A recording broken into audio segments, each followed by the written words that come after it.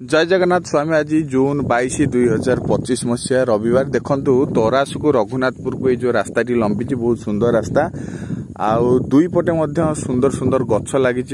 देखो ता मध्य केतोटी फल गछ लगी। आप देखिपे गोटे बहुत खुशीर कथा गोटे कुन्नी गछ जार उच्चता रही 7 ରୁ 8 फुट भितर केते सुंदर फल फली। किंतु बड़ दुखर विषय देखंतु जो फल खाऊं जो पिला माने आसिकी जो वयस्क लोक आम तो क्या देखी ना तेणुक फल केते सुंदर फली। देखो जामु कोली फल खातु किसी मना ना किंतु एभली अमानविकता कार्य बिल्कुल भी करंतु ना। दयाकोरी मो तरफ पर्सनाली मु अनुरोध करी जो खाऊं फल देखंतु केतोटी फल खाई डालटा को पूरा भांगी देइछन।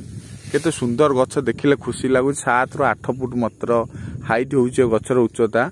तापर भी केते सुंदर फल फली। जामुकोली गछ देखी पड़ते तरासु रघुनाथपुर को जो रास्ताटी लंबी आउ खाऊं फल तो किसी भाई मना ना। तो बर्तमान देखी पड़ते अल्प दिन मध्य बिल बछा बछी टाइम हो जो खरा हम जो चाषी भाई माने रही चारिपट कि सुंदर सबुजिमा लगुच। आप देखिपे रास्ता करे बाटोई मैंने आसिकी आश्रय नेबे टिके गछ मूले रहिबे। तेणुक आपड़ जदि फल खाऊंती ताले एमती डाल भांगतु ना। दयाकोरी अनुरोध करुच्ची मो तरफ व्यक्तिगत भाव में।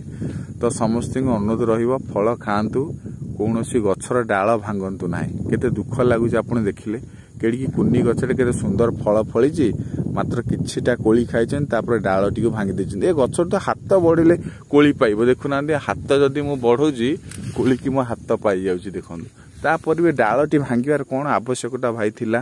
जदि मो भिडियोटी देखुते निश्चित भाव में भाई आपन को मु जनाऊँगी एमती आउ काम केबे करंतु नाही। गछटी लगातु बरम किंतु गछटी कोठी भांगतु ना कि हाणतु ना। जय जगन्नाथ स्वामी।